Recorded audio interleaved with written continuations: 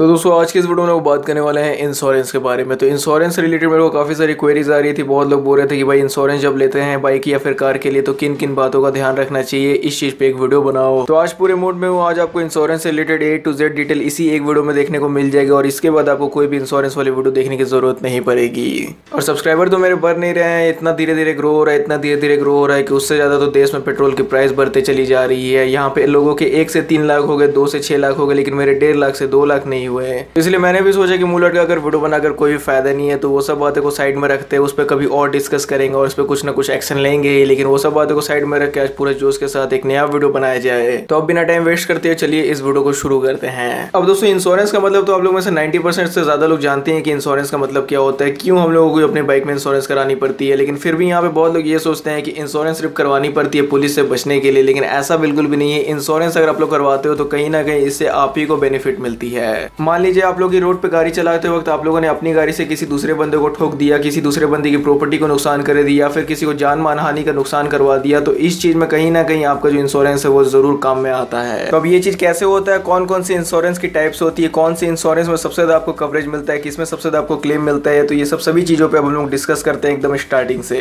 तो दोस्तों generally insurance 2 type की होती है, फर्स्ट पार्टी और थर्ड पार्टी। और हाँ, इन्हीं के अंदर कुछ कुछ आपको एड ऑन्स मिल जाते हैं, वो सब एड ऑन्स के बारे में हम लोग आगे बात करेंगे। लेकिन कुछ लोगों को लगता है कि सेकंड पार्टी नाम की भी इंश्योरेंस होती है, लेकिन दोस्तों सेकंड पार्टी नाम का यहाँ पे कोई भी चीज नहीं होता है। जो कंपनी आपको इंश्योरेंस प्रोवाइड करती है उन्हीं को सेकंड पार्टी कहा जाता है। तो फर्स्ट पार्टी और थर्ड पार्टी पे बात करने से पहले यहाँ पे मैं आप लोगों को बता दूं कि इंश्योरेंस की जो रेट है, इंश्योरेंस की जो प्राइस है वो कैसे बढ़ती है। तो जितना ज़्यादा आपका बाइक का जो सीसी होगा, जितना ज़्यादा अगर आपका कार का सीसी होगा, उतना ही ज़्यादा यहाँ पे इंश्योरेंस की जो प्राइजेस होती है, जो रेट्स होती है वो बढ़ जाती है। क्योंकि इंश्योरेंस कंपनी को लगता है कि जितना ज़्यादा सीसी होगा, मतलब जितना ज़्यादा डिस्प्लेसमेंट होगा, उतना ही ज़्यादा जो बाइक से या फिर कार से उनको नुकसान पहुंचेगी, उनका साइज भी बड़ा होगा। तो इसलिए जितना ज़्यादा सीसी होगा उतना ही ज़्यादा इनकी रेट्स बढ़ जाती है, मतलब इंश्योरेंस की रेट्स बढ़ जाती है। फॉर एग्जाम्पल 1000 सीसी से नीचे की कोई कार या फिर कोई 100 सीसी की बाइक या फिर उससे नीचे की तो कोई बाइक आती नहीं है, लेकिन फिर भी 100 सीसी की कोई बाइक है तो उनकी इंश्योरेंस की जो रेट्स होती है वो जनरली कम होती है। फिर 150 सीसी से 200 सीसी की जो इंश्योरेंस की रेट्स होती है वो थोड़ी सी ज्यादा होती है, और 200 सीसी की बाद जो इंश्योरेंस की रेट्स होती है वो काफी ज्यादा आपको देखने को मिलती है। सेम कार्स में भी वैसे ही होता है, 1000 से 1500 सीसी की जो कार्स होती है उनमें भी जो रेट्स हो जाती है इंश्योरेंस की बढ़ जाती है, और 1500 सीसी से ऊपर की जो कार्स होती है उनमें इंश्योरेंस का जो प्राइस है ऑलमोस्ट डबल हो जाता है। तो इसलिए अब आप लोग यहाँ पे ये मत सोचिए कि जो इंश्योरेंस की रेट्स होती है वो फ्लक्चुएट होती है किसी बाइक कार की कलर्स या फिर माइलेज के तौर पर, ऐसा बिल्कुल भी नहीं होता है। इंजन डिस्प्लेसमेंट से डायरेक्टली इन लोगों का रिलेशन होता है कि जितना बड़ा इंजन उतना ही बड़ा नुकसान, उतना बड़ा नुकसान उतना ही ज्यादा इंश्योरेंस के चार्जेस। तो अब दोस्तों हम लोग यहाँ पे बात करते हैं थर्ड पार्टी इंश्योरेंस के बारे में, जो कि जनरली इंडिया में सबसे ज्यादा बिकने वाली इंश्योरेंस है, सबसे ज्यादा कॉमन इंश्योरेंस है, सबसे ज्यादा लोग इसी इंश्योरेंस के साथ जाना पसंद करते हैं। अब लोग इसके साथ जाना क्यों पसंद करते हैं, यहाँ पे सीधी सी बात यह है कि ये जो इंश्योरेंस है ये सस्ती आती है फर्स्ट पार्टी इंश्योरेंस के कंपैरिजन में। तो जैसे दोस्तों यहाँ पे आप लोग नाम सुन के लग रहा हो कि यहाँ पे लिखा हुआ है थर्ड पार्टी, तो थर्ड पार्टी का मतलब यहाँ पे आप लोग समझ ही सकते हैं कि यहाँ पे तीसरे बंदे को फायदा होगा, तीसरे बंदे को यहाँ पे कवरेज मिलेगा, तीसरे बंदे को क्लेम मिलेगा। यहाँ पे आपको कुछ भी नहीं मिलने वाला है इस वाली इंश्योरेंस पॉलिसी के अंडर में। फॉर एग्जांपल कि आपकी गाड़ी से किसी दूसरे बंदे की गाड़ी ठुक जाती है, अगर आपकी गाड़ी से किसी दूसरे बंदे की प्रॉपर्टी में नुकसान आती है या फिर किसी दूसरे बंदे को चोट आती है, तो यहाँ पे इंश्योरेंस कंपनी उनको यहाँ पे क्लेम देगी, उनको यहाँ पे कवर करेगी, आपको यहाँ पे कुछ भी बेनिफिट नहीं मिलेगा।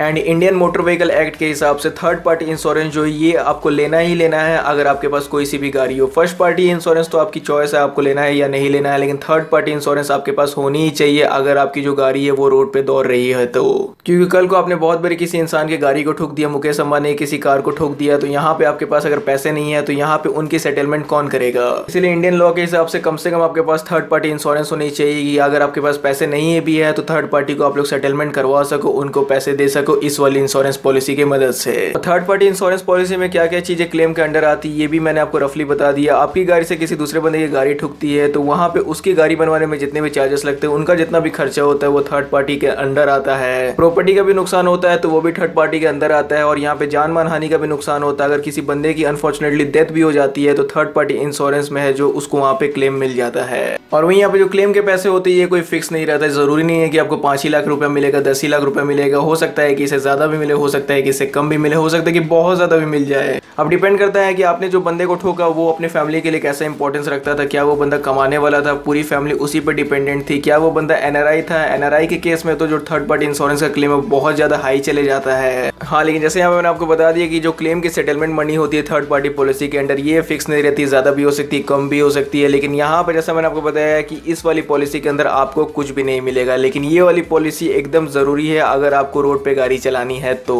और ये थर्ड पार्टी इंश्योरेंस को अगर आप लोग नहीं कराते हो अपनी कार या फिर बाइक में, तो जो मोटर व्हीकल एक्ट आया था सितंबर 2019 में, उसके आने के बाद इसकी जो पेनाल्टी फीस है उसको बढ़ा दी गई है। अब आपको 2000 रुपए लगते हैं इसकी फाइन। और अगर आप लोग बार बार पकड़ाते हो बिना इंश्योरेंस के साथ गाड़ी चलाते वक्त, तो आपको 4000 रुपए तक की भी फाइन लग जाएगी। तो दोस्तों अब हम लोग बात करने वाले फर्स्ट पार्टी इंश्योरेंस के बारे में। लेकिन फर्स्ट पार्टी इंश्योरेंस जो है उतना ज्यादा पॉपुलर नहीं है थर्ड पार्टी इंश्योरेंस की तरह, क्योंकि ये थोड़ी सी महंगी होती है थर्ड पार्टी इंश्योरेंस के कंपैरिजन में। तो क्या क्या बेनिफिट मिलता है अगर आप लोग थर्ड पार्टी इंश्योरेंस की जगह फर्स्ट पार्टी इंश्योरेंस लेते हो, तो इस चीज पे तो हम लोग बात करेंगे ही। लेकिन अगर यहाँ पे ये बात की जाए कि जब आप लोग एक न्यू बाइक खरीदते हो तो उसमें आपको डीलर कौन सी इंश्योरेंस आपको पकड़ाता है, तो यहाँ पे जैसा आप लोग जानते हैं कि गवर्नमेंट की तरफ से मैंडेटरी किया हुआ है कि बाइक खरीदते वक्त, मतलब न्यू बाइक खरीदते वक्त कम से कम आपको 5 साल की इंश्योरेंस करवानी ही करवानी है। और अगर आप लोग कार खरीदते हो तो कम से कम आपको 3 साल की इंश्योरेंस करवानी ही करवानी है। अब आप लोग जैसे मन चाहे करवाओ, लेकिन करवानी तो है ही। तो वैसे इंडिया में लगभग जितने भी डीलर्स है, अगर बाइक की बात की जाए तो पहली ईयर जो रहती है, मतलब 5 साल में जो पहली ईयर होती है वहां पे आपको फर्स्ट पार्टी इंश्योरेंस देते हैं, और बाद बाकी की जो 4 साल होती है वहां पे आपकी थर्ड पार्टी इंश्योरेंस रन करती है। और यही सेम सिलसिला कार में भी चलता है। कार में 3 साल का जो इंश्योरेंस होता है, पहला साल आपका फर्स्ट पार्टी इंश्योरेंस दौड़ता है, और बाद बाकी की जो 2 साल होती है वहां पे आपका थर्ड पार्टी इंश्योरेंस चलता है। तो अब बात करते हैं कि फर्स्ट पार्टी इंश्योरेंस होता क्या है, और अगर आप लोग थर्ड पार्टी से फर्स्ट पार्टी इंश्योरेंस में जंप करते हो तो क्या क्या बेनिफिट्स आपको देखने को मिल सकती है। तो दोस्तों फर्स्ट पार्टी इंश्योरेंस के अंदर में सबसे पहली बात यह है कि जो थर्ड पार्टी इंश्योरेंस में जो चीज के लिए आपको क्लेम मिल रही थी, जो फायदे आपको थर्ड पार्टी इंश्योरेंस पॉलिसी में मिल रहे थे, सभी चीजें वो आपको देखने को मिलेगी फर्स्ट पार्टी इंश्योरेंस में भी। और यहाँ पे एक और फायदा क्या हो जाता है कि यहाँ पे लिखा है फर्स्ट पार्टी, तो फर्स्ट पार्टी का मतलब है हम लोग और हम लोग का मतलब है मैं। तो यहाँ पे अगर मेरी गाड़ी को कुछ नुकसान होता है, मेरी गाड़ी टूटती है फूटती है, तो यहाँ पर इंश्योरेंस कंपनी इस चीज को भी कवर करती है। अगर मेरे को भी कुछ जान मान हानि का नुकसान होता है तो वो भी इंश्योरेंस कंपनी कवर करती है। लेकिन ये चीज ज्यादा कार्स में होती है, बाइक में होती नहीं है। और कार्स में भी फर्स्ट पार्टी इंश्योरेंस के अंदर एक आपको पीए जैसा लेना पड़ता है, पर्सनल एक्सीडेंट जैसा। उसमें आपकी जो एक्सीडेंट की भी जो क्लेम उलेम होती है, जो खर्चे होती है, वो भी इंश्योरेंस कंपनी कवर कर लेती है। लेकिन जनरली यहाँ फर्स्ट पार्टी इंश्योरेंस में अगर आपकी गाड़ी टूटती फूटती है तो यहाँ पे कंपनी है आपकी जगह पे देने के लिए, यहाँ पे आपको अपने पॉकेट से खर्च करने की यहाँ पे जरूरत नहीं है। लेकिन इसकी भी कुछ अपनी लिमिटेशन है, इसकी भी कुछ अपनी फ्लॉज है, जो कि आपको इंश्योरेंस कंपनी कभी बताती नहीं है, एजेंट कभी आपको बताता नहीं है। लेकिन फिर बाद में आपको पता चलता है कि मेरी जो गाड़ी थी वो फर्स्ट पार्टी इंश्योरेंस के साथ भी थी, लेकिन मेरे को तो यहाँ पे क्लेम मिला ही नहीं। तो दोस्तों सबसे पहले आप लोग एक चीज जान लीजिए कि अगर आपके पास वैलिड ड्राइविंग लाइसेंस नहीं है तो आपको क्लेम नहीं मिलेगा, चाहे वो थर्ड पार्टी इंश्योरेंस हो या फिर फर्स्ट पार्टी इंश्योरेंस ही क्यों ना हो। तो ऑन द स्पॉट लोकेशन पे अगर इंश्योरेंस कंपनी को ये चीज पता चल जाती है कि जो बंदा गाड़ी चला रहा था, जो कार या फिर बाइक चला रहा था, तो उसने अगर किसी दूसरे बंदे को ठोका और चलाने वाले बंदे के पास अगर लाइसेंस नहीं है, तो यहाँ पे आपको क्लेम नहीं मिलेगा। तो एग्जांपल की मदद से आप लोग समझ सकते हैं कि अगर आपके पास बाइक या कार है और उस बाइक या कार को आप लोगों ने अपने किसी दोस्त को दी हुई है, लेकिन उसके पास कोई भी ड्राइविंग लाइसेंस नाम का चीज नहीं है, और वही बंदे ने अगर किसी दूसरे गाड़ी को ठोक दिया, एक्सीडेंट करवा दिया, तो यहाँ पे आपको तब क्लेम नहीं मिलेगा।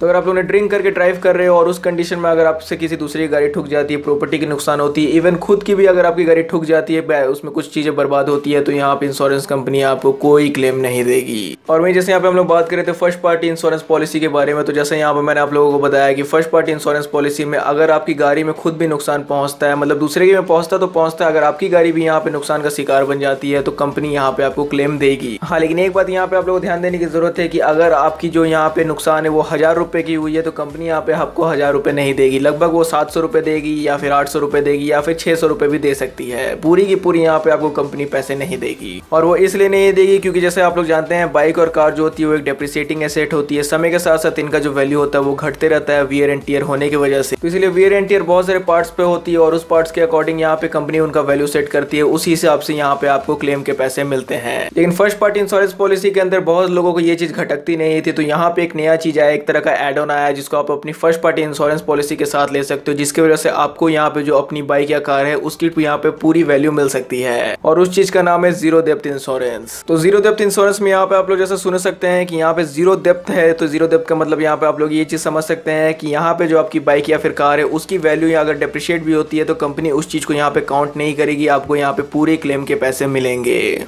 तो दोस्तों मैं लगातार बोल रहा हूँ, तो हो सकता है कि वीडियो थोड़ी सी लंबी बन गई हो, लेकिन अगर लंबी बन जाती है तो एडजस्ट जरूर से कर लीजिएगा। लीजिएगा, काफ़ी इन्फॉर्मेटिव वीडियो है, आपको बहुत ज़्यादा हेल्प करेगी आपके नियर फ्यूचर में अगर आप लोग कोई भी बाइक या कार खरीदते हो तो जीरो डेप्थ इंश्योरेंस का दोस्तों मैंने आप लोगों को मतलब बता दिया कि जीरो डेप्थ इंश्योरेंस में होता क्या है कि जीरो डेप्थ इंश्योरेंस में आपकी जो डिप्रिशिएशन वैल्यू है वो यहाँ पे काउंट नहीं की जाती है, और जीरो डेप्थ इंश्योरेंस वैल्यू जो वो आप अपनी गाड़ी के लिए 5 साल तक के लिए ले सकते हो। 5 साल के बाद कंपनी आपको जीरो डेप्थ इंश्योरेंस नहीं देगी, क्योंकि 5 साल के बाद जो गाड़ी की वैल्यू कुछ ज्यादा ही डाउन हो जाती है, तो इसलिए इंश्योरेंस कंपनीज को भी लगता है कि जीरो डेप्थ जो 5 साल के बाद देने इससे कोई फायदा नहीं है। तो अब अगर मैं बात करूँ कि फर्स्ट पार्टी इंश्योरेंस को कौन कौन से लोगों को लेना चाहिए, तो दोस्तों फर्स्ट पार्टी इंश्योरेंस को वो सब लोगों को जरूर लेना चाहिए जो कि एक एक्सपेंसिव बाइक या फिर एक्सपेंसिव कार मेंटेन करते हैं। लेकिन दोस्तों अगर आप बात कीजिए कि फर्स्ट पार्टी इंश्योरेंस कौन कौन से बंदों को लेना चाहिए, तो यहाँ पे अगर बाइक की बात की जाए तो यहाँ पे मेरा मानना यह है कि अगर आपकी फेयरिंग बाइक है या फिर अगर आपकी बाइक 1.5 लाख से ऊपर की है तो उसमें आपको जरूर से फर्स्ट पार्टी इंश्योरेंस हमेशा रखना चाहिए। खासकर फेयरिंग वाली बाइक जब टूटती है तो उसमें काफी ज्यादा नुकसान होता है, मतलब फेयरिंग टूटने से लगभग 50,000 रुपए से भी ऊपर का नुकसान हो जाता है। अगर उसमें फ्रंट की हेडलाइट टूट जाती है, यूएसडी फोक टूट जाती है, तो ये सब चीज मिला के आपको काफी लंबी यहाँ पे बिल की पेमेंट करनी पड़ती है। तो इसलिए आपको फर्स्ट पार्टी इंश्योरेंस जरूर रखना चाहिए अगर आपके पास फेयरिंग बाइक है तो।